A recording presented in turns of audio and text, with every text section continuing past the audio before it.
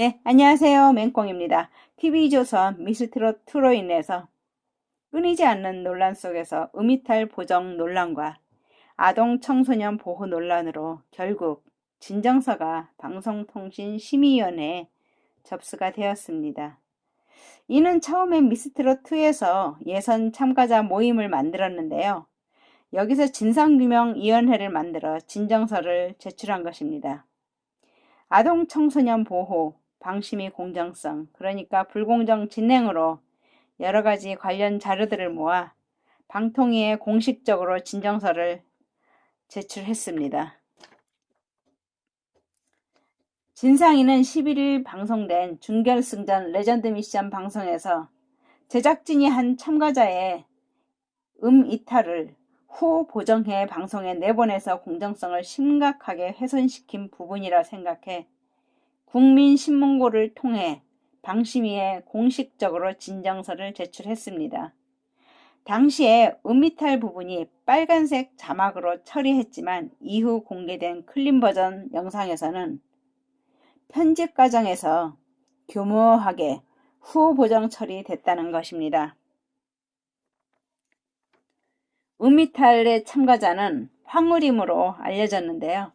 참가자 황우림이 무대 중 이탈을 보였지만 제작진이 이를 보정해 편집했다고 지적을 하였습니다. 미스트롯2 측이 공개한 클린 버전 영상에서는 황우림의 이탈이 확연히 드러났으나 본 방송 당시에는 시청자들이 알아차릴 수 없게 보정을 해서 내보냈다는 것인데요. 논란이 커지고 미스트롯 측은 황우림의 카사노바 무대 클린 버전 영상을 삭제를 했습니다. 그러니까 방송에서는 알아차릴 수 없을 정도로 보정이 되었고 황우림이 부른 가사 자막이 빨간색으로 표시된 것과 그리고 조영수는 아쉽다는 말을 한 그 외에는 모두 알아차리지 못했다고 합니다. 양지은은 3호곡 노래를 부르며 이탈을 낸 장면이 방송에 나왔고 황우림 참가자의 이탈 부분은 편집이 되었던 것입니다. 그리고 판례에서 한 출연자가 노래 중간에 살짝 목소리가 갈라졌던 부분을 오히려 강조했던 것과 비교하면 참가자 간 차별을 두고 고의적으로 편집하는 것이 아니냐는 강한 의문이 들 수밖에 없다고 하였습니다. 진상위는 제작진은 논란이 되자 해당 클린 버전 영상을 비공개했다며 시청자들에게 호응을 얻은 참가자일수록 투표를 많이 받는 이점에서 철저히 심의를 진행해 엄중한 징계를 내려주기 바란다고 밝혔습니다. 진상위는 앞서 지난 1일에 방통위에도 진정서를 제출한 바 있는데요. 진상위는 약 1,500명의 회원이 가입한 미스트롯 예선 지원자 모임 카페를 중심으로 꾸려졌습니다. 진상위는 미스트롯2가 지원한 모집기간 최종 마감일이 끝나기도 전에 백인 출연진 티저 촬영과 최종 불합격 통보까지 마친 것에 반발하고 공정성의 문제를 제기를 했었습니다. 당시 일부 지원자의 이메일은 확인조차 하지를 않았고 지원기간과 녹화일 사이에 공백기간이 불과 9일밖에 되지 않는 것도 납득되지 않는 부분이라고 설명을 하였습니다.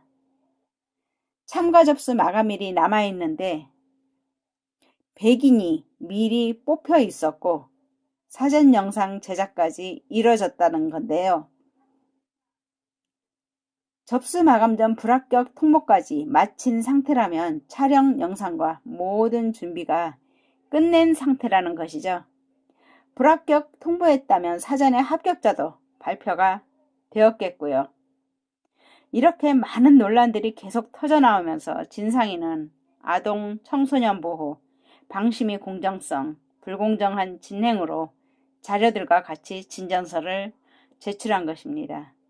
그리고 진상위는 아동 청소년 출연진에 대한 댓글이 그대로 노출되는 등 미성년자 출연진에 대한 보호 조치도 제대로 이루어지지 않았고 TV조선 쪽은 진정서가 접수된 후 뒤늦게 해당 유튜브 영상에 대해 댓글 차단 조치를 취했지만 이미 50여 페이지의 분량의 댓글을 파일로 저장해 방통위에 제출을 했습니다.